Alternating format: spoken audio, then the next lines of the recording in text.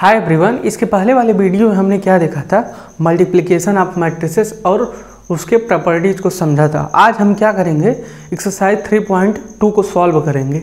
तो उससे पहले हमने एक्सरसाइज 3.1 में ये दो क्वेश्चन छूट गया था जिसको हम सलूशन करेंगे, उसके बाद से हम 3.2 पे आएंगे।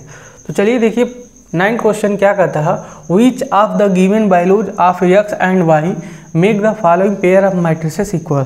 ये कह रहे हैं कि ये जो पेयर ऑफ मैट्रिसेस दिया गया है हमें, ये दो मैट्रिक्स जो दी गई हैं, इसमें एक्स और वाई कौन सी वैल्यू रखे हैं जिससे ये दो मैट्रिक्स आपस में इक्वल हो जाए।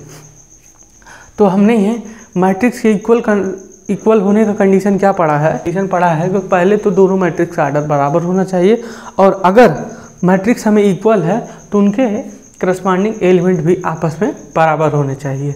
तो ये देखिए ये कह रहे हैं इक्वल बनाने के लिए कह रहे हैं, तो हम मान लिए हैं कि ये दो मैट्रिक्स आपस में इक्वल है, इसीलिए यहाँ पे हम इक्वल का साइन लगा दे रहे हैं। ठीक, उसके बाद से हम करस्पॉन्डिंग एलिमेंट का इक्वेट कर लेते हैं, यानी कि यहाँ पे हो जाएगा 3x + 7 = 0। यहाँ से x की वैल्यू आप निकालेंगे -7/3 आपको मिल जाएगा, ये मिल जाएगा। उसके बाद से अगर इसको इक्वेट करेंगे इस और इस वाले एलिमेंट को y - 2 = 5, तो आपको क्या मिलेगा, y = 7 मिल जाएगा। ठीक, और अगर आप इसको इक्वेट करेंगे यानी कि y + 1 = 8, तो यहाँ से आपको y की वैल्यू क्या मिल जाएगी, 7 मिल जाएगी। ठीक, उसके बाद से इसको जब इक्वेट करेंगे इसके है तो आपको क्या मिलेगा, 2 - 3x = 4। अब देखिए यहाँ से हम क्या करेंगे, इस 3 को इधर भेज देंगे, 4 को इधर ला देंगे, तो यहाँ 2 ये -4 हो जाएगा और ये 3x हो जाएगा। यहाँ से आप अगर x की वैल्यू निकालेंगे आपको क्या मिल जाएगा, यहाँ पे -2 हो जाएगा, तो ये -2/3 यहाँ से x की वैल्यू। अब यहाँ पे देखने वाली बात ये है कि यहाँ पे हम दोनों मैट्रिक्स में से किसी भी दो एलिमेंट को लेकर इक्वेट कर रहे हैं, तो हमारा क्या बन रहा है, लीनियर इक्वेशन टाइप का बन रहा है। तो लीनियर इक्वेशन क्या होता है, जिसमें वेरिएबल का मैक्सिमम पावर 1 होता है। तो मैक्सिमम पावर 1 होने का मतलब ये है कि उसमें किसी भी वेरिएबल जो दिए गए रहेंगे उसका सिर्फ एक ही सलूशन आएगा। ठीक है, तो यहाँ पे आप क्या देख रहे हैं, x की वैल्यू यहाँ -7/3 आ रही है और यहाँ पे -2/3 आ रही है, जबकि y की वैल्यू किसी भी एलिमेंट में आप इक्वेट कर रहे हैं तो वहाँ 7 आ रही है। यानी कहने का मतलब ये है कि यहाँ पे y तो यूनिक वैल्यू दे रहा है, यानी एक वैल्यू दे रहा है, जो कि यहाँ पे लीनियर इक्वेशन बन रहा है इसलिए ये एक वैल्यू दे रहा है, ये तो सही है। लेकिन यहाँ पे x की दो वैल्यू आ रही हैं, वो भी डिफरेंट आ रही हैं। तो यहाँ से हम निष्कर्ष ये निकालेंगे कि x और y की वैल्यू ऐसा हमें नहीं मिल रहा है जिससे ये हमारा दोनों मैट्रिक्स जो दी गई हों वो इक्वल हो जाए। तो यहाँ से इसलिए ये हमारा ऑप्शन कौन सा सही होगा, नॉट पॉसिबल टू फाइंड, ये हमारा आंसर हो जाएगा। अब देखिए इसमें देखिए क्या दिया है, 10 number question, the number of all possible matrix of order 3x3 with each entry 0 and or 1 each। तो ये कह रहे हैं कि 3x3 ऑर्डर के कितने पॉसिबल मैट्रिक्स होंगे जिसमें एंट्री 0 हो या तो 1 हो। तो पहले हम 3x3 का एक बड़ा सा मैट्रिक्स बना लेते हैं। तो ये 3x3 ऑर्डर का एक मैट्रिक्स, ठीक है। अब देखिए यहाँ पे एक एलिमेंट आ सकता है, यहाँ पे, यहाँ पे, यहाँ पे, यहाँ पे और यहाँ पे, यहाँ पे, यहाँ पे, यहाँ पे। टोटल आप देखेंगे कितने रिक्त स्थान है, यानी एम्प्टी प्लेस कितने हैं, 9 है। और एक स्थान पे कितने एलिमेंट आ सकते हैं, 2। कौन कौन, 0 या 1। यानी कि अगर हम यहाँ 9 वैकेंट प्लेस करें हैं, यहाँ पे 3 और ये हो गया 5, ये हो गया 6, ये हो गया 7, ये हो गया 8, ये हो गया 9। तो आप क्या देख रहे हैं यहाँ पे, देखिए यहाँ पे 0 या तो 1, 0 या 1 में से एक थोड़ा भर सकते हैं, यानी कि इसको भरने के तरीके क्या हैं, 2 हैं। अब देखिए इसको भरेंगे तो इसका मतलब ये नहीं कि इसको छोड़ देंगे, इसको भी भरना है तो एंड, यानी कि इसको 2 तरीके से एंड, इसको भी 2 तरीके से, ठीक है, एंड मतलब मल्टीप्लाई। फिर इसको भी हम 2 तरीके से भर सकते हैं, यानी इस स्थान को भी, यहाँ भी 0 या 1 भर सकते हैं, तो इसको भी 2 तरीके से भर सकते हैं। उसी प्रकार से इसको भी 2 तरीके से, उसी प्रकार से इसको भी 2 तरीके से, उसी प्रकार से इसको भी 2 तरीके से, यानी ये हो गए। फिर उसके बाद से उसी प्रकार से इसको भी 2 तरीके से और उसी प्रकार से इसको भी 2 तरीके से और उसी प्रकार से इसको भी 2 तरीके से। आप यहाँ पे 2 पे 9 पाएंगे। यानी कहने का मतलब ये है, और ये हमारा आंसर 512 हो जाए। यानी कहने का मतलब ये है, ये पीएनसी का क्वेश्चन है, उसमें से ये लिया गया है। इसमें देखिए क्या, इसमें कहने का मतलब ये है कि इस स्थान को, यानी कि फर्स्ट एलिमेंट को आप 2 तरीके से भर सकते हैं, या तो 0 या तो 1। तो 2 तरीके से हमने इसको भरा है। अब देखिए हमें ऐसा ये नहीं कहा गया कि सिर्फ हमें पहले ही एलिमेंट को चाहिए, हमें तो पूरे 9 एलिमेंट पूरे चाहिए। तो इसीलिए हमने एंड लगाया है। एंड मतलब मल्टीप्लाई। तो यहाँ पे देखिए एंड इसको भी चाहिए, एंड इसको भी चाहिए, और एंड इसको भी चाहिए। और प्रत्येक स्थान को हमें 2 तरीके से हम भर सकते हैं। तो इसको भी 2 तरीके से, इसको भी 2 तरीके, यानी कि पूरा जो है उसको हम 2 तरीके से पूरे को भर सकते हैं। तो इसीलिए हमने 2 का पूरा 9 बार गुणा कर लिया है। तो 2 पे 9, यानी कि हमारा यहाँ पे आंसर क्या आ गया है, 512, यानी कि 512 हमारा आंसर आ गया है। तो आशा करते हैं कि ये एक्सरसाइज 3.1 आप लोगों को अच्छी तरह से समझ में आया होगा। अब चलिए एक्सरसाइज 3.2 पे चलते हैं। तब देखिए इसमें क्या दिया, फर्स्ट क्वेश्चन क्या दिया है, लेट ए इक्वल टू, एक मैट्रिक्स दी गई है जिसके करस्पॉन्डिंग एलिमेंट क्या है 2 4 3 2, और बी एक मैट्रिक्स दी गई है जिसके करस्पॉन्डिंग एलिमेंट क्या है 1 3 -2, ये -2 है और ये 5 है। और सी हमारा क्या दिया गया है, सी एक मैट्रिक्स दी गई जिसके करस्पॉन्डिंग एलिमेंट हमारे क्या है -2 5 3 और 4 है।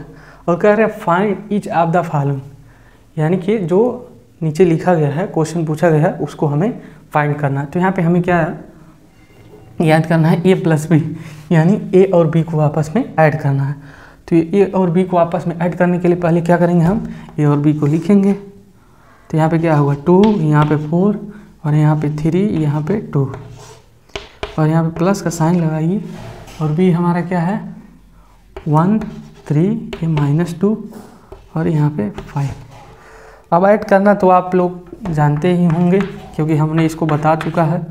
अगर नहीं जानते हैं तो हमारे प्लेलिस्ट को विजिट कीजिए, वहाँ से आप इसको सीख सकते हैं। तो यहाँ पे देखिए ऐड करना हमें, तो क्या करेंगे, ऐड करने के लिए इसके एलिमेंट को इससे, यानी कि करस्पॉन्डिंग एलिमेंट को आपस में ऐड कर लेंगे।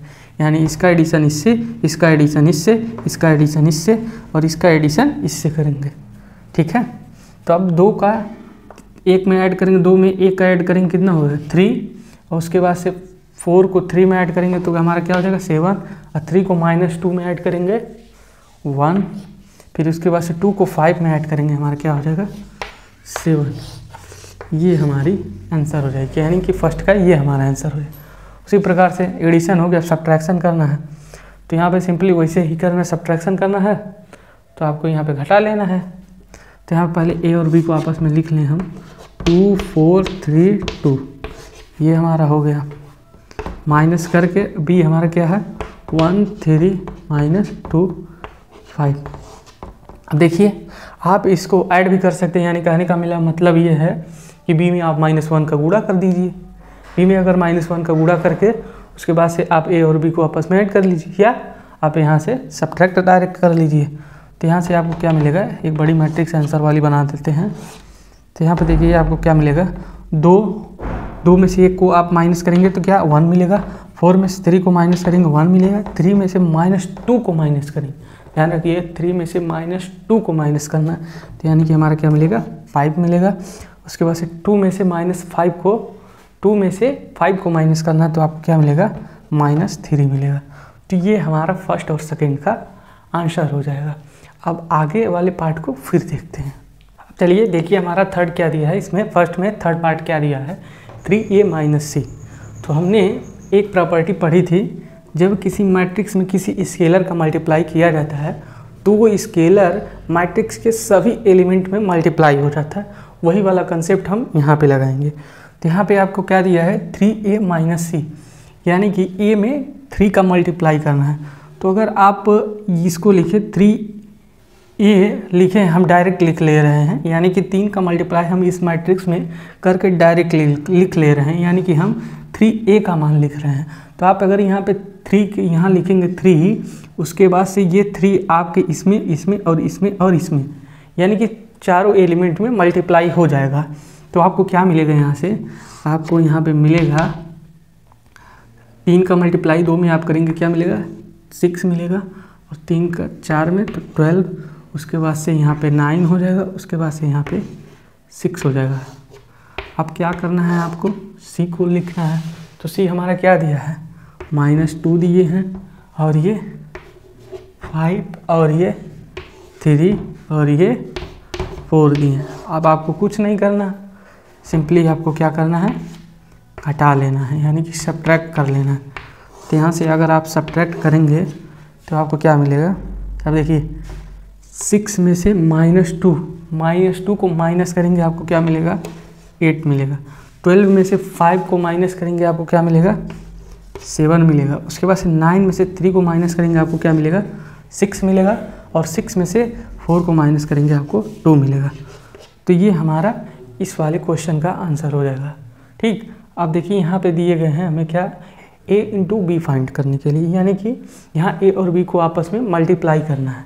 तो पहले हम क्या करेंगे, a और b को लिख लेंगे। तो यहाँ पे a हमारा क्या है 2 4, उसके बाद से 3 और यहाँ पे 2, ये हो गया। उसके बाद से b हमारा क्या दिया गया है 1 3, ये -2 और ये 5, ये हमारा b हो गया। अब यहाँ पे मल्टीप्लाई का आप साइन लगाइए। अब देखिए मल्टीप्लिकेशन हमने क्या सीखा था, सबसे पहले एक रो को यहाँ पे पकड़िए, यानी एक पंक्ति को पकड़िए और उसका मल्टीप्लाई आप सेकंड वाले मैट्रिक्स के फर्स्ट वाले कॉलम के एलिमेंट से करना है। इसके पहले हमने ये भी पढ़ा था कि पहले ये देख लेते हैं कि number of column in first matrix equal to number of rows in second matrix. तो यहाँ पे हमने इसलिए नहीं देखा क्योंकि आप यहाँ पे देख रहे हैं जितने भी मैट्रिक्स दिए गए हैं वो सेम ऑर्डर के स्क्वायर मैट्रिक्स हैं, यानी कि 2 बाई 2 के ये सब स्क्वायर मैट्रिक्स हैं। यानी कि इसमें अंडरस्टूड है कि इसका पहले वाले मैट्रिक्स में कॉलम की संख्या और दूसरे वाले मैट्रिक्स में रो की संख्या के बराबर है, इसीलिए हमने नहीं चेक किया। तो आप देखिए यहाँ पे मल्टीप्लिकेशन करते हैं। अब 2 का मल्टीप्लाई हम इसमें करेंगे, यानी 2 का मल्टीप्लाई 1 में करेंगे आपको। उससे पहले हम एक बड़ी मैट्रिक्स बना लेते हैं जिसमें हमको आंसर लिखना है। तो आप यहाँ पे देखेंगे 2 का मल्टीप्लाई 1 में करेंगे आपको क्या मिलेगा 2 मिलेगा। उसके बाद से इस 4 का मल्टीप्लाई इसमें करेंगे तो यहाँ प्लस का साइन लगाएंगे। अब 4 का मल्टीप्लाई इसमें करेंगे आपको क्या मिलेगा -8 मिलेगा। इसको थोड़ा और बड़ा बना लेते हैं अच्छी तरह से समझ में आए। अब देखिए यहाँ पे इसका तो मल्टीप्लाई हो गया अब इस वाले कॉलम से, अब इसी का मल्टीप्लाई इस कॉलम से करेंगे। तो हमने पढ़ा था कि अगर कन्फ्यूजन हो आपको यहाँ लिखना है कि यहाँ लिखना है, तो आप सबसे पहले ये देखिए कि फर्स्ट वाले मैट्रिक्स में आप क्या पकड़े हैं, रो पकड़े हैं या कॉलम पकड़े हैं। आप यहाँ रो पकड़े, इसीलिए इसमें अगर आंसर में आप एलिमेंट भी लिख रहे हैं तो वो रो वाइज ही लिखेंगे।